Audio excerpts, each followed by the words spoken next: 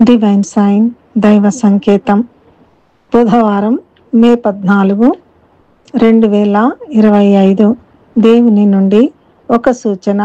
హోషేయ 12:3 తల్లి గర్భమందు యాకోబు తన సహోదరుని మడిమెను పట్టుకొనెను, మగసిరి కలవాడై అతడు దేవునితో పోరాడెను. ఈనాటి దైవాంశము దేవునితో పోరాడెను.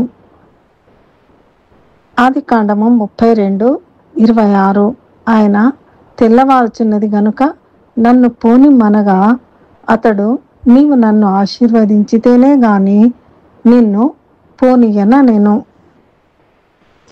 యాకోబు ఇస్సాకు మరియు రిబ్కాల కుమారుడు, ఏశావుకు కవల సోదరుడు. తన అన్న యొక్క జ్యేష్ఠత్వపు దీవెన మరియు జన్మ హక్కును దొంగిలించుట చేత యాకోబు అను పేరుకు మోసగాడు అని అర్థం.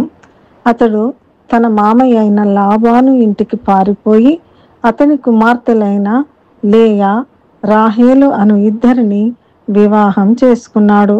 ఆ ఇద్దరు భార్యల నిమిత్తం అతడు 14 సంవత్సరములో తన మామ వద్ద సేవలందించినాడు. యాకోబుకు 12 మంది కుమారులు, 1 కుమార్తె సంతానం.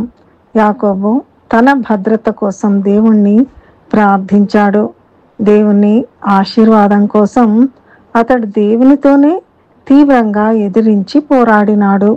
దేవుడు అతన్ని జనములు నిన్ను సేవించునుగాక, జనములు నీకు నమస్కరించునుగాక, నీ సహోదరుల మీద నీవు ప్రభువుగా ఉండుము, నీ తల్లి కుమారులు నీకు నమస్కరించుదురుగాక, నిన్ను శపించువారు శపించబడుదురు, నిన్ను ఆశీర్వదించువారు ధన్యులు అంటూ దీవించినాడు.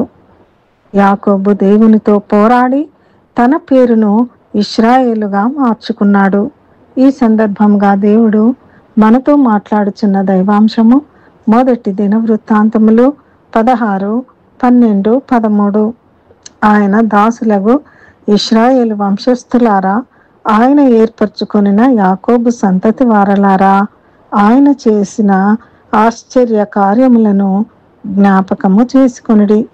దేవుడు మనల దీవించి యాకోబు వలె దేవుని దీవెనలు పొందువారినిగా మనల సిద్ధపరచునుగాక.